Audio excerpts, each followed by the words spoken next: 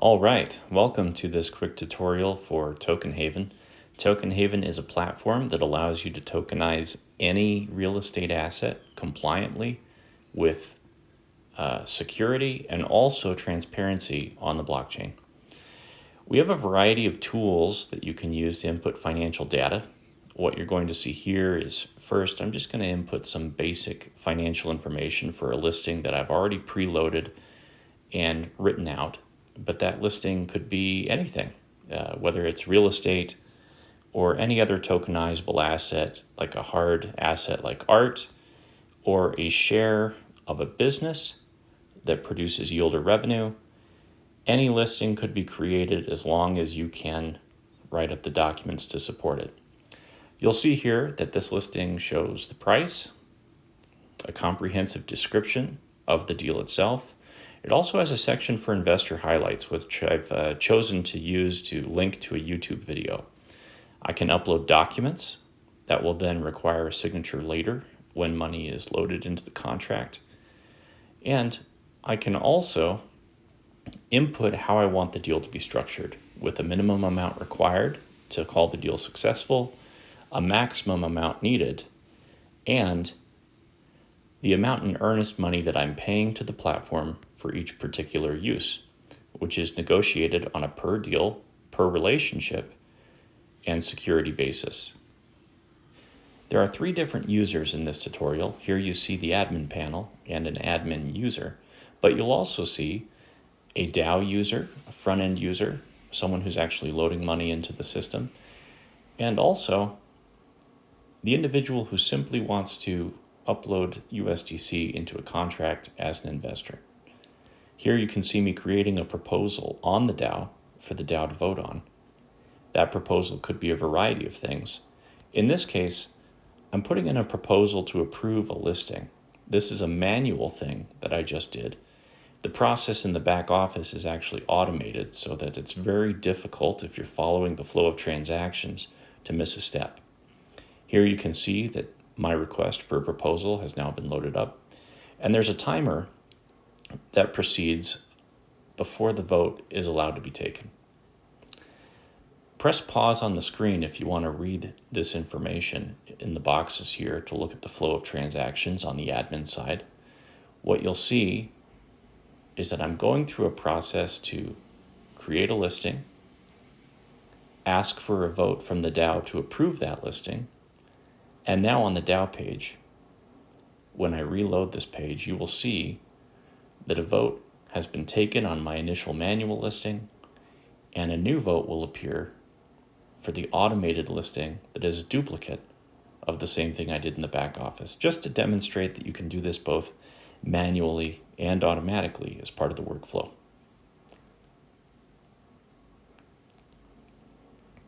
This vote would be broken down into all the holders of the DAO token. Here you can see on the listing now the same information that was in the description, but broken out in a much more pleasant view for the individual user who might be participating in the listing.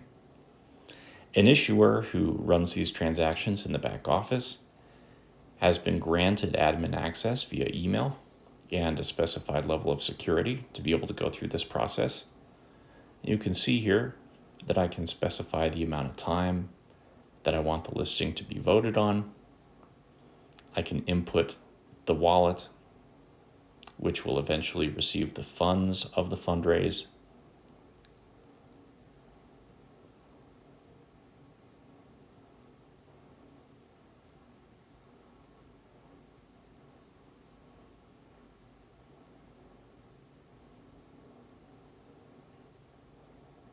And once that's complete, I can click to submit that information to the blockchain, saving it,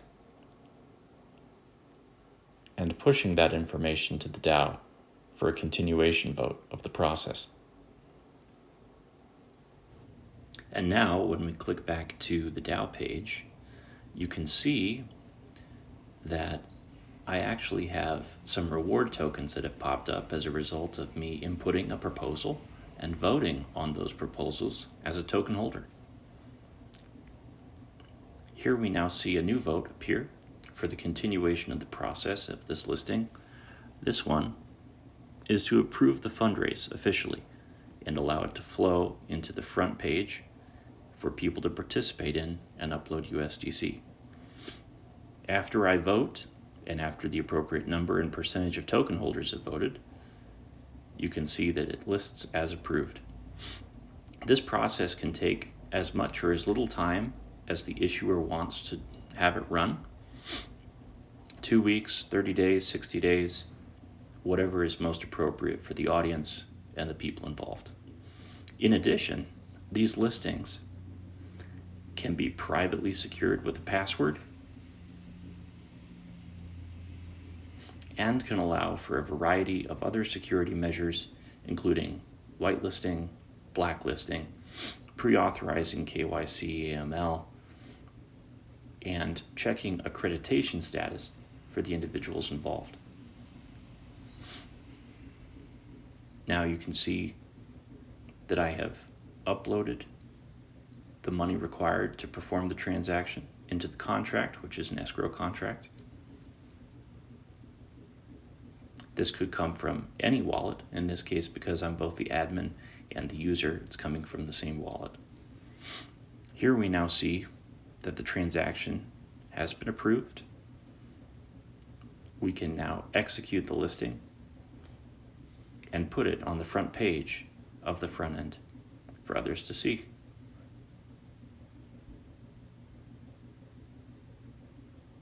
Note the timer, which requires a period of time between each transaction.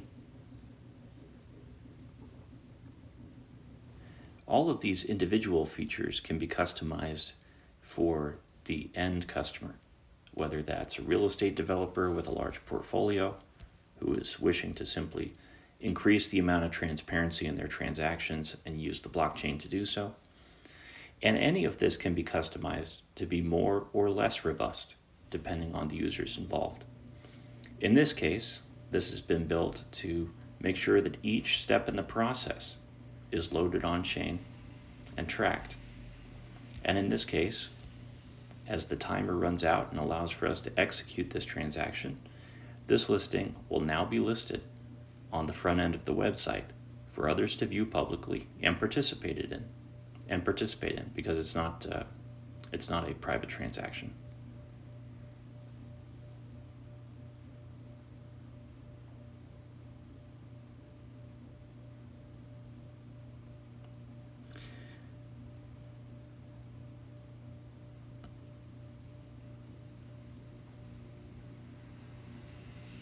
We now select to move to the next step of the process.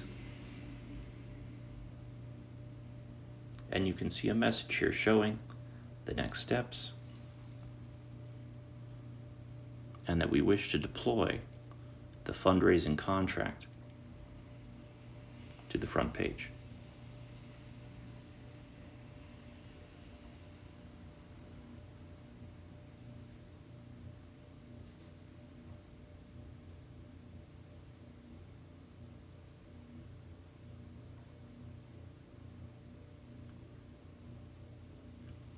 Here you can see the actual process of the transaction fee being approved and then deposited to an escrow contract to be recovered after the fact by the platform.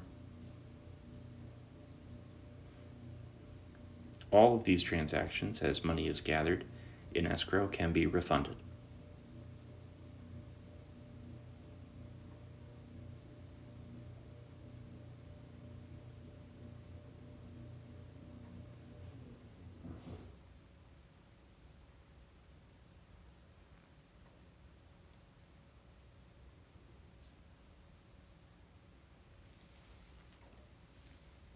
Now on the home page, on the marketplace, in the front end, we see the listing appear. This is the listing that we design in the back office, and we can now see all the same data customer facing on the front end. On the right-hand side, you see the raise amount,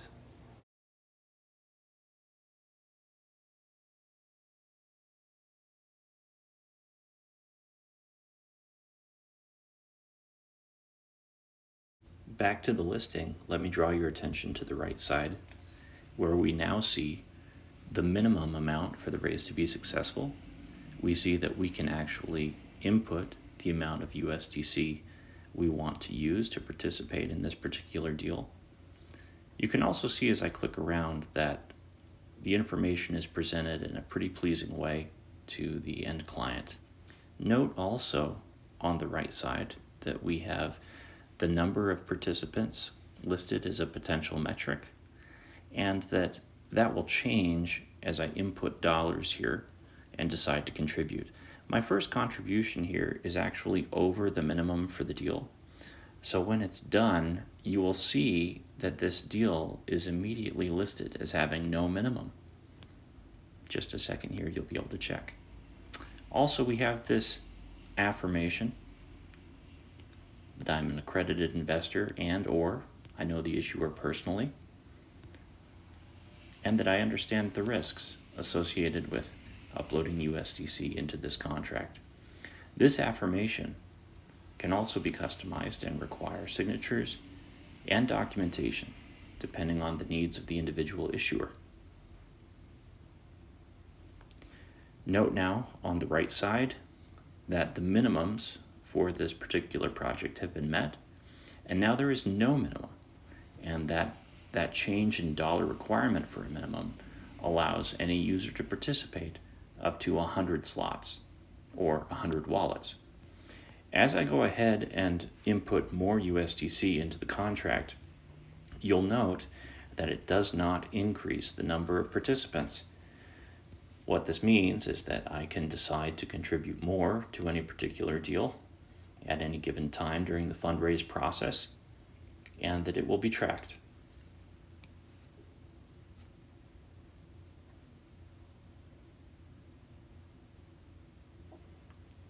This USDC is held in escrow, not under custody by the platform or any other party, and impossible to release until the fundraise has been completed or the user decides to refund all the participants directly to their wallets. I'm now going to input the remainder amount needed to completely fund this deal so that we can move on and see how this looks in the back office once a deal has been fully funded.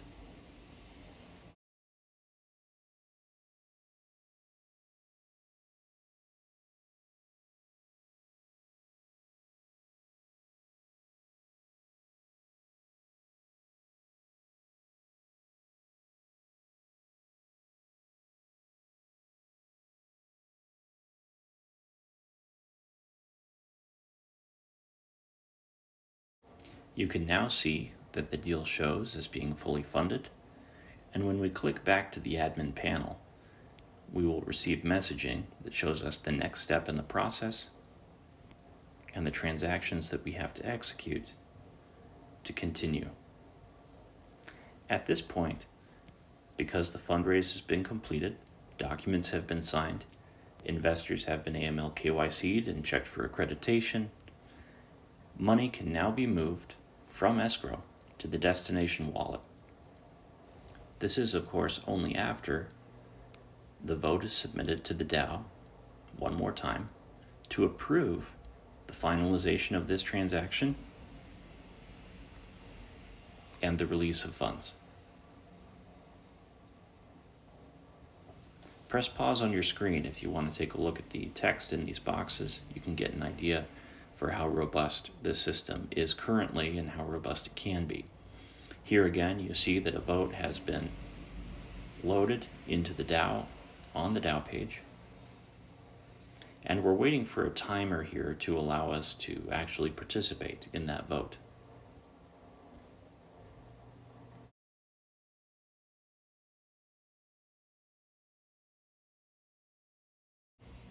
Here we see that the vote is ready, and a whole bunch of us, but in this case just one wallet, clicks vote to approve, and after a short transaction in those users' wallets, the transaction is approved. We can now move on to the next step as the admin and choose to tokenize the property creating tokens for the individual listing and the users in the contract who have participated.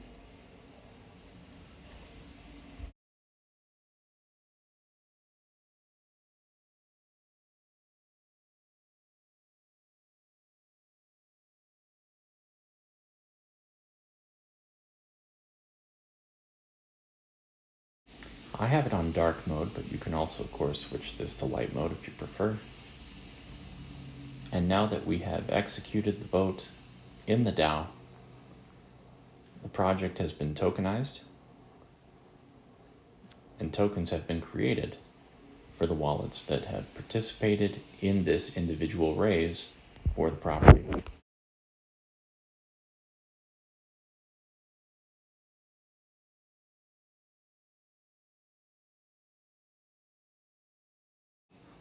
You can now see the next message on the admin panel, which shows the finalization of this particular listing and allows for the exchange of the money from escrow to the funding wallet for the issuer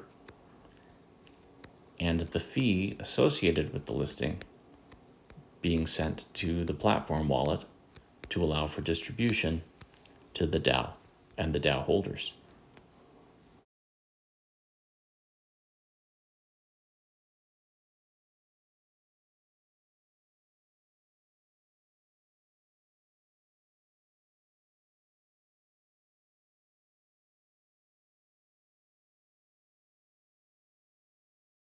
The listing now shows finalized and tokenized, and on the right side you can see that as a contributor it recognizes my wallet, and I'm now able to claim my tokens as someone who contributed to this particular deal.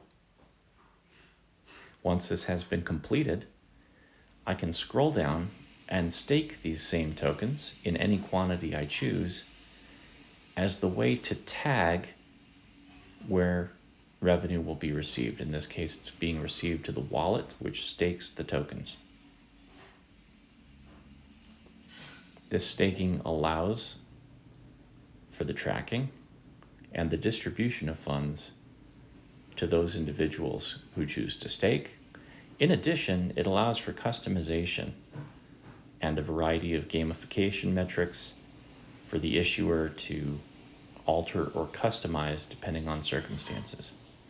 Here you can see me clicking to distribute revenue from the admin wallet to those individuals who have staked, and that is automatically done to everyone who has staked. Now, back as a user, I can claim my portion of the distribution. In this case, it is the entire portion because I'm the only one who's issuing and staking and distributing.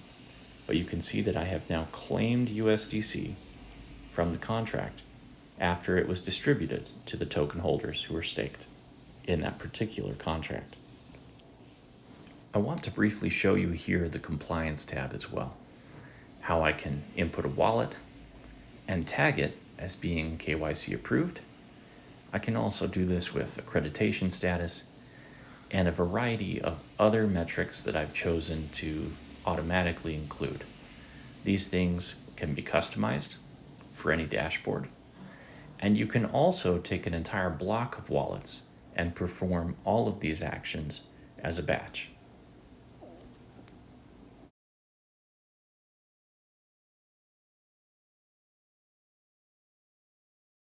Also note here the amount of customization that can be done on the property level and the way we can check compliance on a per wallet basis in the tab next to it.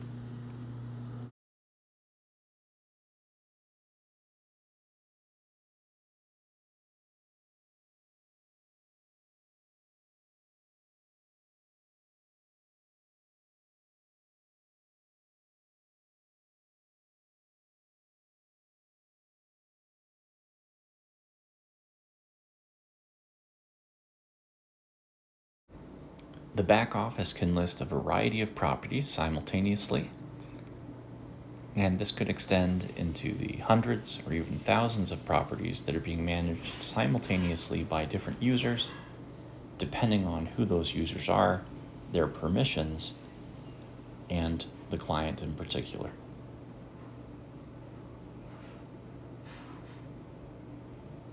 Clicking around the front page, you can also see a variety of customizations available for the DAO and for staking. And that is a brief run through of the customization level and availability of what you can do on TokenHaven. Thanks for watching, and reach out with any questions.